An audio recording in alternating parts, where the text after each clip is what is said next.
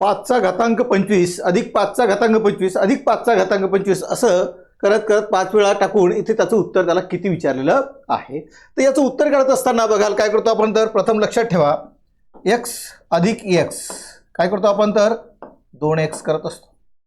x अधिक x जर असेल तर त्याचं उत्तर आपण काय करतो, 3x करत असतो. एवढी गोष्ट लक्षात ठेवली होती. आता याही ठिकाणी काय करत, तर मग पहिल्याने इथे 5 म्हणजे 5 लिहून घ्यायचे होते. त्याला किती आहे, तर मग इथे घातामध्ये 25 आहेत. मग आता हे किती वेळा येतं, 1 2 3 4 5 आहेत. मग याला गुणीला काय करा, तर 5 करा. आता 5 केल्याच्या नंतर काय करतो आपण, 5ला जर खाली असेल तर इथे त्याला 1 घात असतो. असतो त्याला 1 घात असतोच.